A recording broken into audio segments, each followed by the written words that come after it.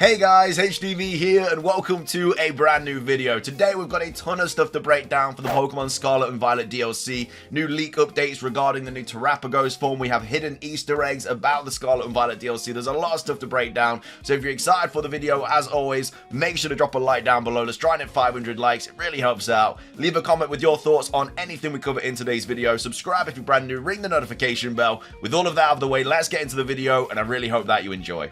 So, starting things off, let's take a look at this hidden Easter egg about Terrapagos that was originally in the games. It's in the base game of Scarlet and Violet. Everybody seems to have missed it. It was posted by Following. I hope I got that name right. So massive shout out to them because they seem to be the only person that actually noticed this.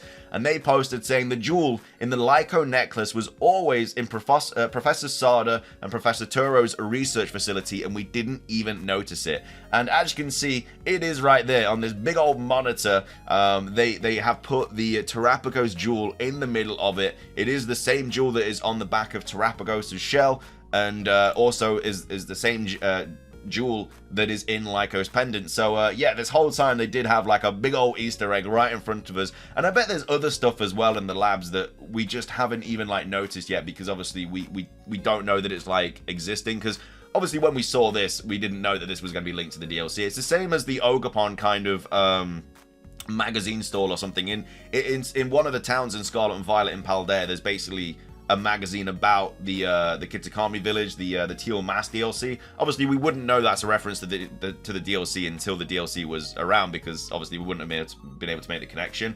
But yeah, there's clearly a bunch of Easter eggs pointing towards the DLC for Pokemon Scarlet and Violet, and I bet there's a ton more in the games that we don't know about yet because obviously we don't know whether to make the connection or not. So yeah, really cool that this was shown in the lab though, because this also means that there's going to be some sort of connection to maybe Professor Sada and Turo's research in the DLC when we go into the hidden like parts of Area Zero or whatever, because obviously we have to go deeper into Area Zero. That's got to be some way that we find like Terrapagos or more Pokemon or whatever, or Paradox forms. There's clearly going to be links to this as well there. So going to be really interesting how it all comes together. But yeah, a big old Easter egg to Terrapagos. A massive shout out to Following for posting that. Let's go over some leak updates as well for Pokemon Scarlet and Violet. So obviously Riddler posted this saying, what do you think is the true relationship between those two turtle things, to obviously Terrapagos and its new pre-evolution or baby form or whatever.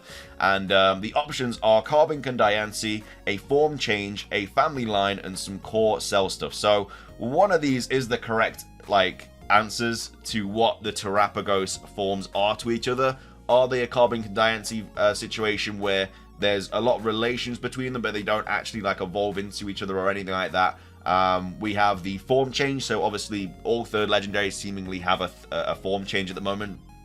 With Rayquaza, we got Mega Rayquaza. Giratina had its origin form. Kyurem obviously had its fusion form.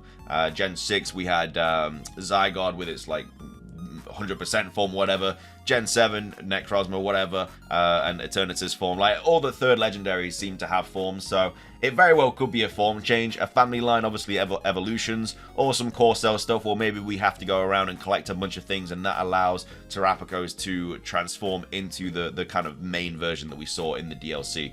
So it's one of these options, and this is kind of like breaking it all down and kind of going into the details about what it could be. So a breakdown about this tweet for the first option. So Carbink and Diancie.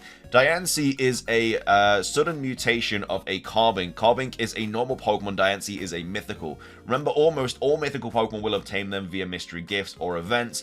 Few of them you can catch playing normal. If this was the case, Terrapagos would be a mythical Pokemon and the baby turtle a normal Pokemon. Kindly note that there is still no mythical Pokemon in Paldea already, and Terrapagos is catalogued at the moment as legendary. So it's very unlikely that this is going to be the situation. I still think we're going to get a mythical Pokemon at some point. I think it's been like 3 years this year since we last got well, oh my god, what's his name? Begins with oh my god, it begins with a Z. You know, the jungle healing legend mythical Pokemon. That's really annoying. It begins with a Z. But either way, I can't remember off the top of my head. But yeah, that's the last mythical Pokemon that we got. So yeah, I don't know if it's going to be related to Terrapagos being the mythical, but I think that we are going to get another mythical at some point. Carbink is the only Kalos Pokemon that can be transferred into Pokemon Scarlet and Violet that is not a starter via Pokemon Home, legendary mythical in the Paldea Pokedex, or has an evolutionary relative in the Paldea Pokedex. So yeah, that's why it's really interesting about Carbink, because everything else that's transferable into Pokemon Home is, like I say, a starter Pokemon, a form, a legendary, a mythical, or something like that. Like, there's no normal Pokemon that are available through Pokemon Home Transfer apart from Carbink, which is really, really interesting.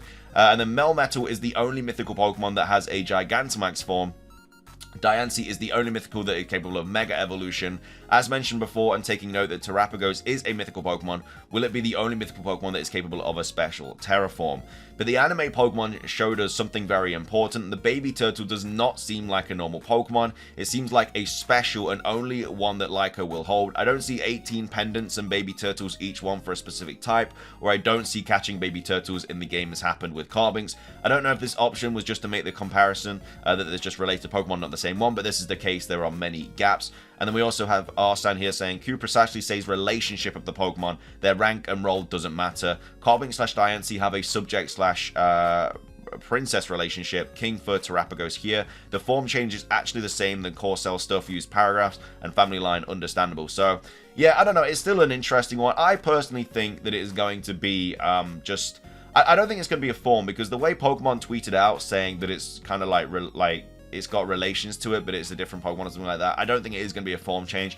I think it's going to be a Carbink and Diancie situation, but I don't think they're going to be mythical Pokemon. I think it's just going to be, I guess, a little bit like Manaphy and Fione, even though that's not an option here. I think it's just going to be that maybe there's like a ton of little Terrapagos and there's going to be one big one. I think something maybe like that is going to be the situation. But let me know your thoughts, though. What do you think it is going to be out of these 4 options here? Again, it could be any. Hopefully we get some more information about it soon.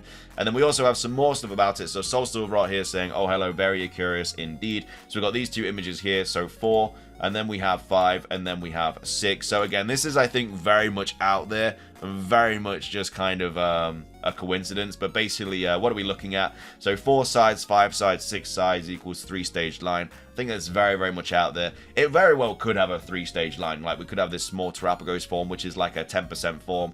This Terrapagos could be 50% form, and then we could have a 100% form like Zygarde. But I don't think that this is a reason to believe that that is going to happen. I think that is literally just a coincidence, really. I think that's just where you're like looking for stuff. And then also we have Light here saying, after the reveal of today, this was obviously posted on the reveal of the Terrapagos Pokemon. There hasn't been anything else posted today. There are various scenarios upon the baby turtle, Terrapagos, and the sketch from the Violet book. So the first stage, second stage, and third stage, as happened with Cosmo, Cosmo, and Solgaleo / Lunala. So yeah, this very well could be the stages that we were just talking about. So this could be like the 10% form or the first stage. This could be the second stage and then the third stage here. There are slight differences between these two. Obviously, this one has a crown on its back. The tail seems a lot longer. It looks a little bit more evil as well. But again, this is just like an artist kind of rendition of it. So... yeah, I don't know. Maybe there's 3 evolution lines, 3 stages. Maybe this is the same Pokemon. Who knows? Different forms as happened with Zygarde, and then pre-evolution, evolution, special Terra form.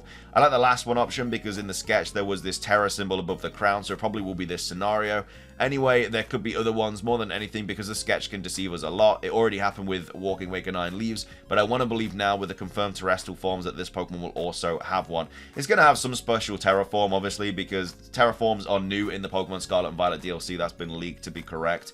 And obviously the creator of terrestrialization surely is going to get a Terra form. You'd like to think anyway, and it's probably going to be related to being able to use all the types or something. It's going to have some sort of cracked ability that allows it to terrestrialize into any type in any like move that it uses, so it just basically gets stab on every single move. It also kind of it answers the reason as to why like Protein got nerfed and Libero got nerfed and stuff, because obviously those abilities allowed you to get stab on every single move, but now those have been nerfed. It kind of just paves the way for Terrapagos to be able to get stab on every single move, because Protein is absolutely busted. Like it should be like a legendary ability, really. It is really, really good. And then we also have a few other bits and bobs to go over as well. This is also Light here saying, do we have the new baby turtle in possession since the beginning from the game and we didn't realize? If this little turtle is actually asleep or in a state of torpor with the pendant, is it possible to be found in all of the Terra Orbs? Remember that Sada and Turo were gaining the terrestrial energy from the shell, so probably part of this turtle is in all the Terra Orbs. Now the question is, will we be the one chosen to be able to summon it or wake up from a lethargic sleep, and how? Maybe we do get the pendant at the very start. I don't know. Maybe this is the pendant that we're given. It's hard to say, really. There's a lot of kind of like theories and stuff, because there's just so many unanswered questions. Like, Pokemon have just dropped this massive like new Pokemon on us and just haven't explained anything about it. So we should hopefully get something about it soon. But it is obviously quite an interesting theories that are kind of going on. And we also have this here posted by Blaze Incineroar saying, did you know that Terapagos Jr. has exactly 18 crystal doohickeys? So yeah, when you click on the image here, obviously it's got 1, 2, 3, 4, 5, 6, 7, 8, 9, 10, 11, 12, 13, then 14, 15, 16, 17, 18. So obviously, again, maybe another coincidence, but 18 is the same number of available types, if you're wondering what is this post about. So, yeah, I don't know. It's obviously having some sort of relation with types. We've known that for a while. But, yeah, quite interesting that it's got 18 crystals and there's 18 types. Again, probably a coincidence, but you can never be too sure with Pokemon. That is going to be everything for today's video, though. I hope you guys enjoyed. If you did, please do consider hitting the like button down below. Let's try and hit 500 likes. Leave a comment with your thoughts on anything we covered in today's video. What do you think the relation between Terapagos and its like new kind of baby form is? Do you think it is going to be a carbon dioxide situation, a form change, evolution line, core situation like the Zygardes? Let me know your thoughts on it all, and let me know if you've come across any other interesting things that you think could potentially be an Easter egg in the DLC as well. It's going to be everything from me, though. If you enjoyed, drop a like, leave a comment, subscribe if you're brand new, ring the notification bell. Have a fantastic rest of your day, and until next time, peace.